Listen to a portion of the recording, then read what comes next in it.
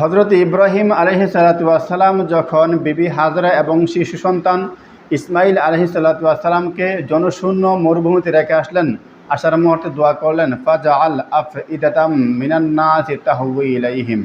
আফইদাতাম মিনান নাসি, হে আল্লাহ, তুমি ইসমাইলের প্রতি এবং বিবি হাজরার প্রতি মানুষজনের মনের মধ্যে আকৃষ্ট সৃষ্টি করে দাও, মনের মধ্যে আকর্ষণ সৃষ্টি করে দাও, যাতে করে তারা তাদের প্রতি উত্তম আচরণ করে, উত্তম ভালোবাসা দেয় এবং রক্ষণাবেক্ষণ করে।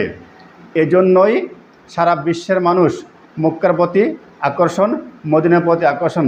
আর এটা হচ্ছে আফইদাতাম মিনান নাসি, ইব্রাহিম আলাইহিস সালাতু ওয়াস সালামের দোয়ার ফসল। এবং যারা হজ করতে যায়, হজ করতে গিয়ে হজ আসার মুহূর্তে তাদের গুনাহ মাফ হয়ে যায়, বেগুনা মাসুম বাচ্চার মতন হয়ে যায়। কিন্তু দেশে ফিরে এসে আবার সেই মানুষ হাজী সাহেবরা লুটপাট করে, যে সুদ খায়, ঘুষ খায়, বিভিন্ন ঝগড়ায় লিপ্ত হয়। এটা তো আমাদেরকে শিক্ষা দেয়নি মক্কা মদিনা।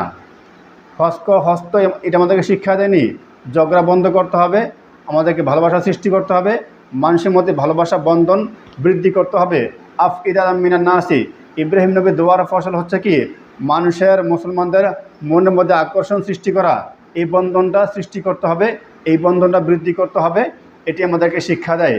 কিন্তু মক্কাতে নামাজ পড়ে আমরা দেখলাম যে ওখানে অনেক তরিকার লোক থাকে, অনেক মাযহাবের লোক থাকে, যে যার যার মতো করে নামাজ পড়ে, কেউ কাউকে মন্তব্য করে না।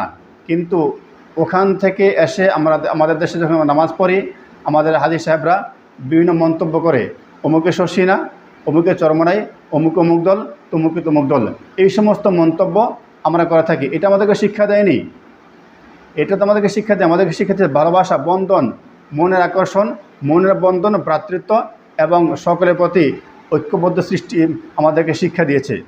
সেই শিক্ষাটা আমরা পাইনি। কাজের কাজ আমাদের কিছু হয়নি। আমরা ঝগড়া করি, নামাজের মধ্যে লাফালাফি, দলাদলি সৃষ্টি করি। বর্তমানে আহলে হাদিস হচ্ছে একটি ভয়ঙ্কর একটি দল, ভয়ঙ্কর একটি ইসলামিক দল, যেটা তারা নিজেদেরকে 100% সহি মনে করে, 100% সঠিক মনে করে, আর অন্য দুনিয়ার সকল দলকে বাতিল মনে করে। তারা কথা কথা হাদিস বলে, নবীর আদর্শের কথা বলে, কিন্তু তাদের মধ্যেই নবীর হাদিস নেই, তাদের মধ্যেই আদর্শ, নবীর আদর্শ নেই। নবীকে কেউ আঘাত করলে, মারলে উল্টো আঘাত করতেন না, বদদোয়া করতেন না, আল্লাহর কাছে দোয়া করতেন। কিন্তু আহলে হাদিসদেরকে আঘাত না করলেও এরা উল্টা আঘাত করে, প্রচণ্ড আঘাত করে। এদের আচার আচরণে, এদের ব্যবহারে সমাজ কষ্ট পায়, সমাজের মানুষ বিরক্ত হয়, সমাজের মানুষ দুঃখিত হয়, সন্তুষ্ট হয় না। নবীর ব্যবহারে মানুষ আকৃষ্ট, মানুষ সন্তুষ্ট হইতো, খুশি হয়ে ইহুদি খ্রিস্টানরা ইসলাম ধর্ম গ্রহণ করত, কালিমা পরে মুসলমান হয়ে যেত।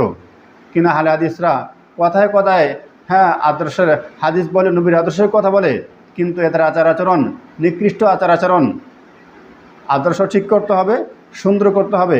যদি আমরা হাদিস বলি, নবীর আদর্শের কথা বলি, নবীর আদর্শ নিজের জীবনের মধ্যে বাস্তবায়ন করতে হবে।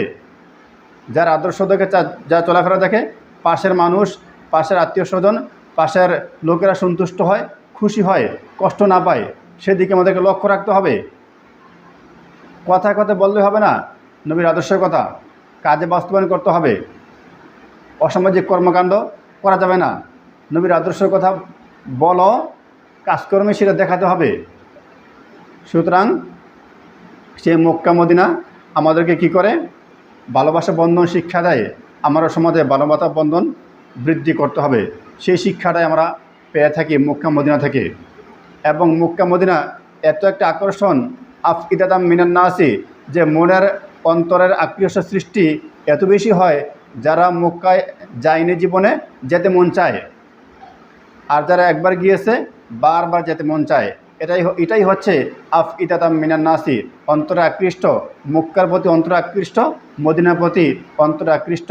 মক্কাতে গেলে আমাদেরকে স্মরণ করিয়ে দেয় ইব্রাহিম নবীর কথা, যেই নবী মক্কা তৈরি করেছেন নিজ হাতে, সংস্কার করেছেন নিজ হাতে।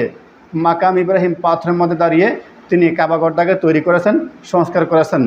তিনি যখন এই কাবাগর মাকাম ইব্রাহিমের পাথরের মধ্যে দাঁড়াতেন, এই পাথরটা অটোমেটিক ঘুরতো, আল্লাহর হুকুমে অটোমেটিক ঘুরতো, এবং এই পাথরটা ইব্রাহিম নবীকে নিয়ে উপরে উঠতো, লিফটের মতো উপরে উঠতো, আবার নিচে নামতো।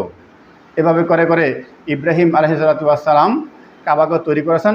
এটাই হচ্ছে আমাদের জন্য আকর্ষণ, এটাই হচ্ছে আফইদাতাম মিনান নাসি, যে সারা বিশ্বের মুসলমানদেরকে মক্কা আকৃষ্ট করে, মদিনা আকৃষ্ট করে, মনে আকর্ষণ সৃষ্টি করে।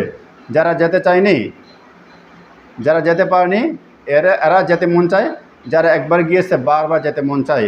এটাই হচ্ছে আফইদাতাম মিনান নাসি, ইব্রাহিম আলাইহিসসালামের দোয়ারা ফসল।